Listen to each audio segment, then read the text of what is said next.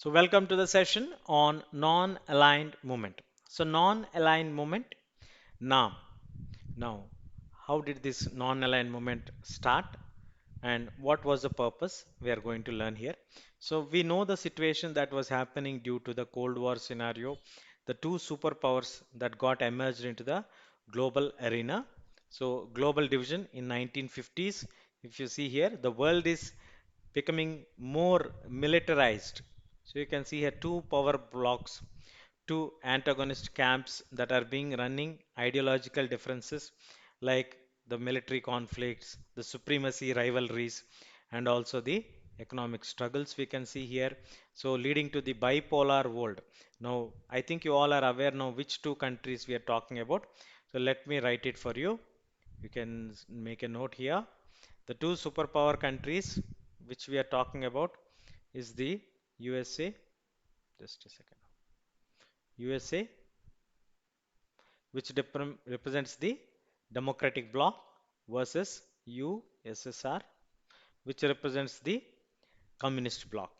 Now, the formation of non-aligned movement is basic necessity for the third world countries. Why is it a basic necessity?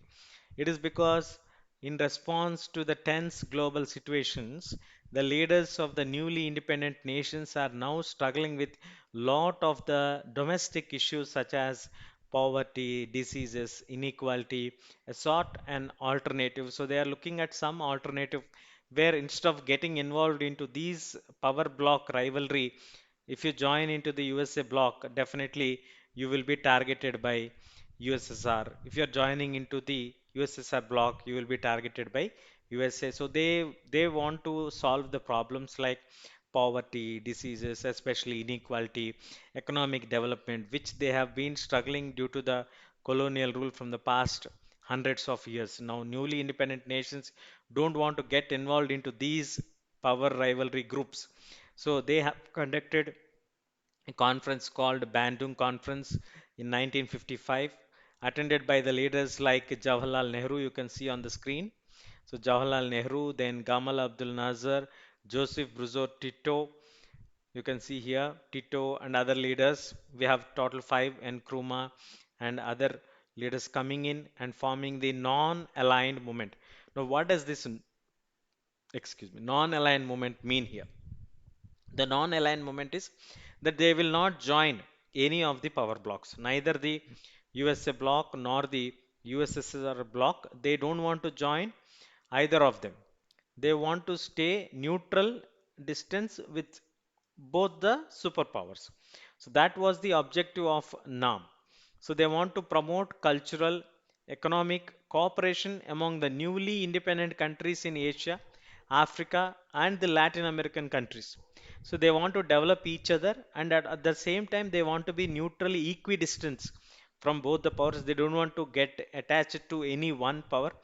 They want to be cooperative with all of them. So once it is formed in 1955, it has its first summit, the meeting in Belgrade in 1961, highlighting the importance of cooperation among the member nations and also addressing the Cold War tensions because of this bipolar situation that is happening there. They all are having tensions globally.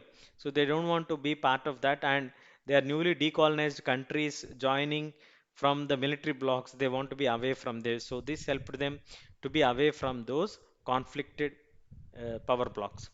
Now, NAM అనేది మనకి short form non align moment.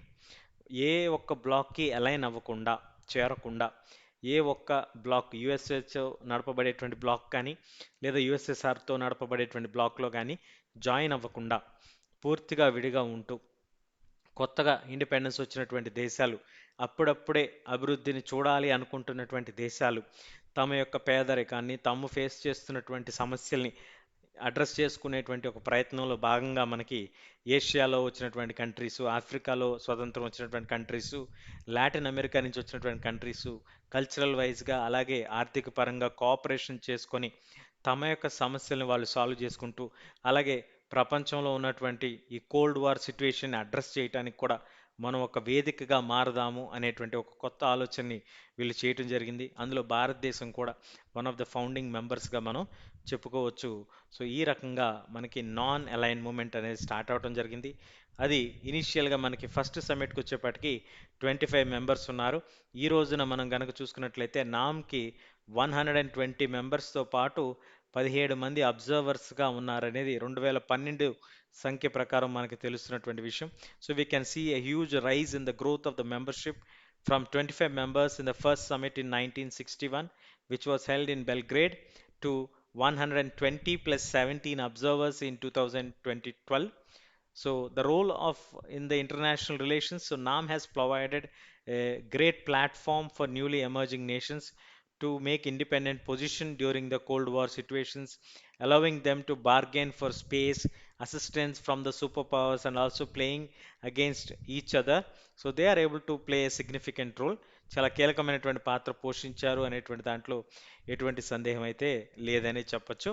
But yes, there were situations where there were tensions, like both the superpowers viewed NAM with suspicion because the USA perceived NAM as being closer to USSR, and on the wider international issues, NAM's inaction during the Soviets' invasion of Afghanistan was also seen as a contrary to its principles.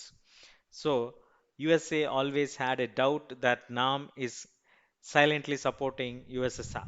Now, there are certain limitations what the NAM has faced, like inability to prevent the wars between its own members, such as Iran Iraq conflict lasting for almost 7 years. So నామ్ అనేదాన్ని ఎప్పుడూ కూడా ఒక అనుమానాస్పద దృక్పథంతోనే USA చూడటం జరిగింది. దానికి కారణాలు కూడా మనకు కనిపిస్తూ ఉంటాయి. ఎప్పుడైతే యుఎస్ఎస్ఆర్ ఆఫ్ఘనిస్తాన్పై దాడి చేసిందో ఆ సమయంలో నామ్ ఎటువంటి ఖండన చేయకపోవటం, దాన్ని వ్యతిరేకించకపోవడంతో ఏమో తెలియకుండా వీళ్ళు సపోర్ట్ చేస్తున్నారేమో అనేటువంటి ఒక ఆలోచన, దాంతోపాటు నామ్లో ఉన్నటువంటి సభ్యులే తమంతట తాము కాన్ఫ్లిక్ట్స్లోకి ఇన్వాల్వ్ అయిన నేపథ్యం మనకు కనిపిస్తుంది. ఇరాన్ ఇరాక్ వార్ సిచ్యువేషన్లో దాదాపుగా 7 సంవత్సరాల పాటు నడిచినటువంటి యుద్ధం కూడా మనకి ఇందులో చక్కటి ఉదాహరణగా మనం చెప్పుకోవచ్చు. అలాగే అటానమీ అసర్షన్, డిస్పైట్ లిమిటేషన్స్, ఎన్ని ఇబ్బందులు ఉన్నప్పటికీ కూడా NAM has played a crucial role in helping the newly independent nations ascertain their autonomy in the world torn between two super powers. ఎక్కడైతే మనకి రెండు సూపర్ పవర్స్ క్రూషియల్గా ఉండి మా వైపు రండి అని లాగుతున్నటువంటి సందర్భంలో మధ్యలో ఉండి మేము స్వతంత్రులుగా ఉందాం అనుకుంటున్నాము, మాకు ఏ బ్లాక్లోకి జాయిన్ అవ్వాలనేటువంటి ఉద్దేశం లేదు అనేటువంటి విషయాన్ని తెలియజేసేటువంటి ఒక ప్రయత్నం అయితే చేసిందని చెప్పొచ్చు. సో కంక్లూజన్లోకి వచ్చాం. So the non alignment emerged in response to global divisions of 1950s, providing newly independent nations with an alternative to aligning with either of the super blocs, so to stay away from them. And then NAM aimed at foster cooperation and address the specific concerns for the newly decolonized countries. Over the years, it has played a significant role in the international relations and also allowing the nations to assert their autonomy. Kabatti, so they have played a very major role, giving a platform for the newly independent nations to emerge and stand up and say that yes, we don't want to be part of any of the Cold War situations. So they have emerged, and they were also in a position to negotiate with the superpowers, and they also navigate through the tensions of the Cold War. While facing the challenges, yes, there are limitations for NAM. NAM contributed for shaping the diplomatic landscape and also provided a voice to the countries seeking an independent path, which where the world is divided by ideological conflicts. So రెండుగా విడిపోయినటువంటి ప్రపంచ నేపథ్యంలో నామ్ అనేటువంటిది ఒక ప్రత్యామ్నాయంగా ప్రపంచ దేశాలన్నిటికీ కూడా కనిపించింది. ఎవరైతే శాంతిని కోరుకున్నారో, ఎవరైతే అభివృద్ధిని కాంక్షించారో, మాకు ఈ యుద్ధాల నుంచి మేము దూరంగా ఉండాలనుకున్నారో అటువంటి వాళ్ళందరికీ కూడా ఇది ఒక వేదికగా కనిపించింది. పూర్తిగా సక్సెస్ అయిందా అని అంటే ఎస్, ప్రతిదానికి కూడా కొన్ని లిమిటేషన్స్ ఉంటాయి. నామ్ కూడా కొన్ని లిమిటేషన్స్ ఉన్నాయి. కానీ ఐక్యంగా సభ్యులను అయితే పెంచుకోగలిగింది, సేవనైతే చేయగలిగింది. సో కొంత ఇన్ఫ్లుయెన్స్ అయితే ఖచ్చితంగా చేసింది అనేటువంటి దాన్ని అయితే మనం ఖచ్చితంగా చెప్పొచ్చు. దయచేసి అందరూ కూడా నోట్ చేసుకోండి.